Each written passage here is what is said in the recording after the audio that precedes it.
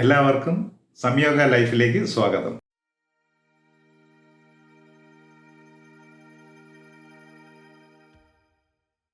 ഇന്ന് ഞാൻ പറയാൻ പോകുന്ന കാര്യം ഏറ്റവും എളുപ്പത്തിൽ സ്ഥിരമായിട്ടും സ്വസ്ഥമായിട്ടും എങ്ങനെയാണ് നമ്മുടെ BP കുറയ്ക്കാൻ പറ്റുന്ന എന്നുള്ള ഒരു മാർഗത്തെക്കുറിച്ചാണ്.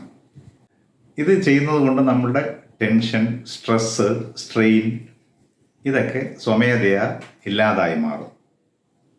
നമ്മുടെ ശരീരത്തിൻ്റെ എല്ലാ കോശങ്ങളിലേക്കും ഊർജം നിറയും. എത്ര ക്ഷീണമുള്ള അവസ്ഥയിൽ ആയാലും നമ്മൾ ശക്തി വീണ്ടെടുത്ത് എണീറ്റ് വരാൻ പറ്റും. ഇത് സ്വാഭാവികമായിട്ടുള്ള ഒരു ആസനമാണ്. നമ്മൾ സാധാരണ രീതിയിൽ വളരെ ക്ഷീണിച്ചിരിക്കുന്ന സമയത്ത് നമുക്ക് ചെയ്തു കഴിഞ്ഞാൽ നമുക്ക് ആഹാരമൊന്നും കഴിക്കാതെ തന്നെ നമുക്ക് ഈ ഊർജം കിട്ടുന്ന ഒരു ആസനമാണ്. ഇതിനെ ശവാസനം എന്നാണ് പറയുന്നത്.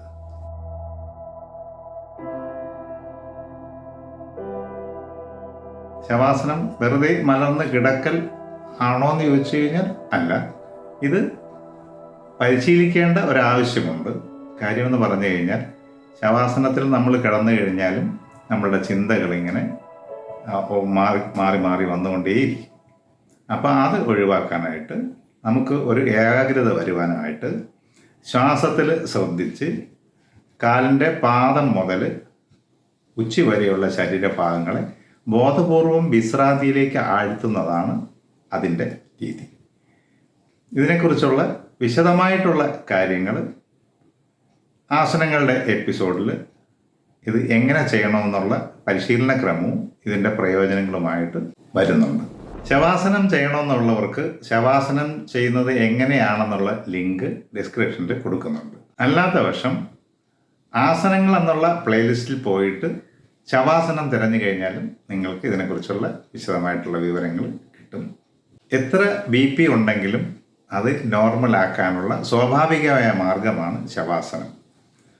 മരുന്ന് കഴിക്കുന്ന ആൾക്കാർ അതിനോടൊപ്പം ഈ ശവാസനം ചെയ്തിട്ട് BPയിൽ എന്തെങ്കിലും വേരിയേഷൻ തോന്നുകയാണെങ്കിൽ ഡോക്ടറെ കണ്ടിട്ട് വീണ്ടും അതിൻ്റെ ഡോസ് വീണ്ടും ക്രമീകരിക്കുക.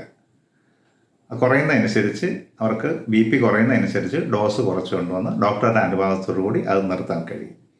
അല്ലാതെ ഉള്ള ആൾക്കാർ, മരുന്നൊന്നും കഴിക്കാതിരിക്കുന്ന ആൾക്കാർക്ക് ഒന്നും ചെയ്യാതെ തന്നെ ഇത് ചെയ്തു കഴിഞ്ഞാൽ BP നോർമലാകുന്നതാണ്. അങ്ങനെ എല്ലാവരും ഇത് കണ്ട് ഇത് പ്രാക്ടീസ് ചെയ്യാൻ വേണ്ടി ഞാൻ ഒരിക്കൽ കൂടി അഭ്യർത്ഥിക്കുന്നു.